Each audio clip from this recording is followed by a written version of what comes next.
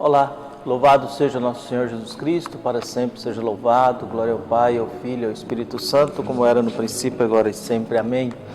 Queridos paroquianos aqui da nossa paróquia, Nossa Senhora da Abadia, Lagoa da Confusão, Diocese de Cristalândia, 29 de junho, nessa quarta-feira, estamos aí na 13ª semana do Tempo Comum, e a Igreja nos mostra e nos traz o Evangelho de Mateus, capítulo 8, versículos de 28 a 34. O Senhor esteja convosco, Ele está no meio de nós. Proclamação do Evangelho de Jesus Cristo segundo Mateus. Glória a vós, Senhor.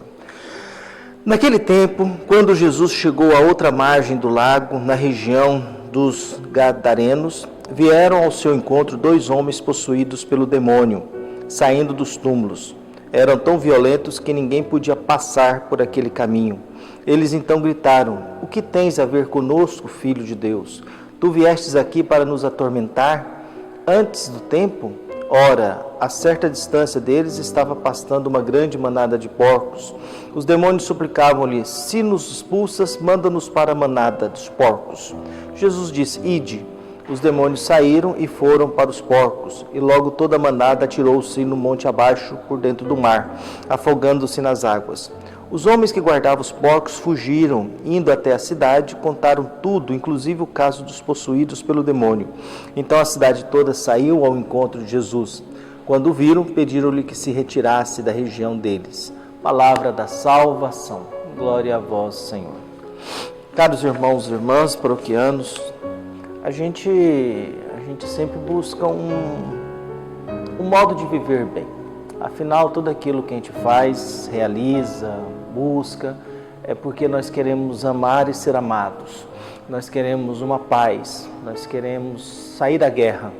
Conforme diz um pastor, um homem de paz não quer saber de guerra. Um homem que luta pela paz não quer saber de guerra. Luta e defende aquilo que crê e aposta a sua vida em alguma coisa. Por isso, nós assim vamos nos alimentando daquilo que nós temos como sendo a nossa única fonte da palavra de referências de fé, que é os Evangelhos, que é a Sagrada Escritura. E nessa busca de um sentido para a vida, nessa busca de determinar o que é importante para cada um de nós somos convidados a sempre fazer escolhas. Fazer escolhas é sempre ter a consciência de que ao escolher eu estou ganhando e perdendo. Ao tomar uma posição, eu estou ganhando e perdendo. Ao fazer uma opção por alguma coisa, eu estou ganhando e perdendo. E a vida vai nos mostrando muito essas coisas. Um escritor, filósofo e poeta estadunidense chamado Ralph Waldo Emerson, que nasceu em 1803 e morreu em 1882, dizia o seguinte: "É fácil viver no mundo conforme a opinião das pessoas. É fácil na solidão viver do jeito que se quer, mas o grande homem é aquele que, no meio da multidão, mantém com perfeita doçura a independência da solidão." A gente pode querer viver como quer na solidão, ou a gente pode querer viver numa multidão e querer agradar essa multidão. O Evangelho de hoje nos traz um Jesus que chega numa região pagã, e se depara com 2 possuídos pelo demônio. Esses 2 possuídos conhecem Jesus. Nos evangelhos, quem vai apresentando Jesus e quem conhece Jesus, geralmente são os demônios, primeiramente, e depois aqueles que são inimigos de Jesus. E Jesus, no evangelho de hoje, está nessa região de pagãos. Ali, esses 2 homens possuídos pelo demônio estabelecem um diálogo com Jesus. E o diálogo que eles têm com Jesus é interessante. Eles gritavam. Todo grito é sinônimo de desespero. O grito é sinônimo de desespero. Ou de alegria extrema, na maioria das vezes, é sinônimo de desespero. E ao encontrar-se com Jesus, eles dizem: "O que tens a ver conosco, Filho de Deus?" O que você tem a ver com a gente, Filho de Deus? Quem está falando é o demônio, é os espíritos maus. São as forças contrárias àquilo que Jesus quer ensinar. Nós vivemos sempre sendo abalados e até ameaçados por forças contrárias, por espíritos ou atitudes que às vezes são até muito ameaçadores, são até agressivos, por realidades e situações de desconforto, em que você muitas vezes quer fazer algo certo, mas o ambiente não quer que você faça isso. o ambiente, o mundo não quer que você faça isso. Por isso o Evangelho nos traz os demônios dizendo: que tens a ver conosco, viu? Filho de Deus, tu viestes aqui para nos atormentar antes do tempo. Esse demônio possuído, esses dois homens possuídos pelo demônio, primeiro sabe que Jesus é o Filho de Deus e sabe que há um tempo em que serão perturbados e desaprovados. A maldade sabe que tem um tempo limite. Todo mal, toda pessoa ruim sabe que tem um tempo limite. Ele não pensa na eternidade, ele sabe que um dia vai acabar, porque o mal não pode predominar eternamente. O mundo não pode ser dominado pela maldade, porque se for dominado pela maldade, ele se extingue, ele acaba. O mundo tem que ser predominado e o que tem que predominar no mundo é sempre a bondade.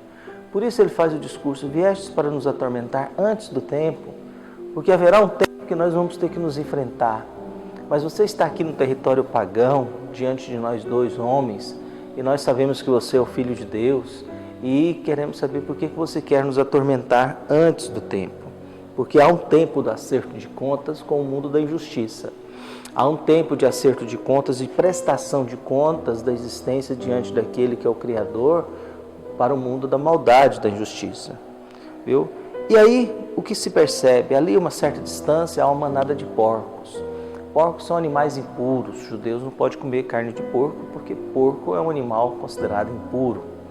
Por isso que o filho pródigo vai ao fundo do poço o dia que ele tem que disputar comida com porcos. Porco é sempre um animal que não podia ser oferecido. Carneiro sim, bode sim, passarinho sim. Porco é um animal impuro. Nessas terras pagãs, uma criação de porcos.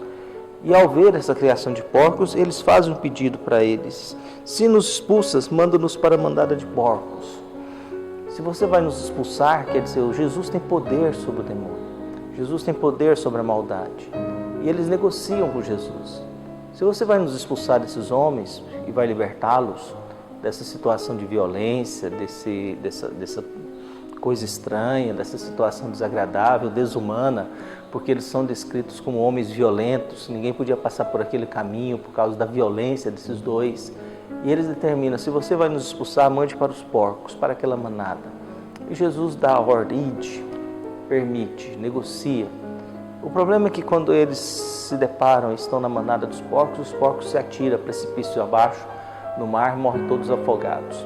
Para o povo judeu, morrer afogado significa que você matou o espírito dentro de você. Viu? Você não entregou o espírito, você não devolveu o espírito. O espírito morreu dentro de você, então não sobrou nada de você. Não sobrou nada de você.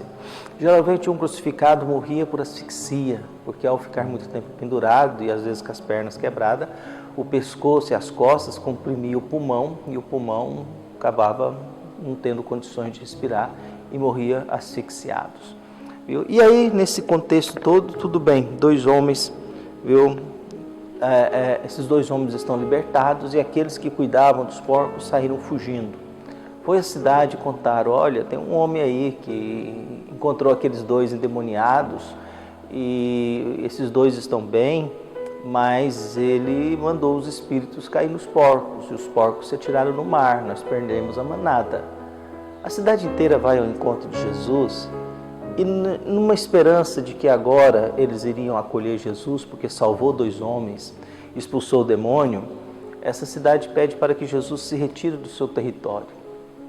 Pedir para que Jesus se retire do seu território significa: para nós os porcos são mais importantes do que esses dois homens. Para nós os porcos são mais importantes do que o Senhor ter libertado esses dois endemoniados, porque o Senhor nos deu um prejuízo econômico. Nós aqui preferimos os porcos do que homens livres, preferimos os porcos do que a sua palavra, o seu ensinamento. Nós aqui preferimos a economia dos porcos do que necessariamente aquilo que você fez diante desses dois homens que amedrontavam muita gente, que ninguém podia passar por aqui, tamanha violência deles, mas para nós os porcos são mais importantes. E eles fazem um pedido para que Jesus se retire daquela região, saia da região deles, porque é um povo que prefere os porcos, a economia, do que o ser humano recuperado, em que as coisas e os animais ou certas coisas são mais importantes do que os seres vivos. Essa realidade ela é muito comum no nosso meio. O ser humano é a coisa mais importante da vida humana? Não. Se fosse, nós não estragaríamos tanto a vida. nós não seríamos tão ruins, nós não nos prejudicaríamos tanto. As coisas que nós temos são mais importantes do que nós, porque a gente vive nesse mundo de contradições, de valores. Por isso a minha prece hoje é que a gente possa acolher esse Jesus que vem ao nosso encontro e que Ele arranque de nós essa violência, arranque de nós esses demônios, arranque de nós esse sofrimento inútil, desnecessário, que não tem razão de ser, essa angústia que muitas vezes a gente sente e não sabe o que fazer com ela. E ao mesmo tempo nos ajude a escolher o que é importante, a dar atenção ao que é importante. Que Ele nos livre da tentação que nós temos de dar mais valor ao que temos do que ao que somos. Viu? De que nos livre dessa tentação e dessa ganância, de que nós somos valorizados por aquilo que temos e não por aquilo que nós somos como pessoas humanas, viu? Não por aquilo que nós somos como gente.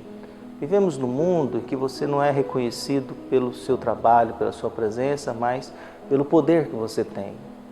Em alguns momentos a gente conta o nosso passado, por onde já caminhamos, e algumas pessoas perguntam, mas como é que você veio parar aqui na Lagoa da Confusão, tendo o histórico que você tem de ter trabalhado em Roma, santuários grandes? Não saberia explicar, viu?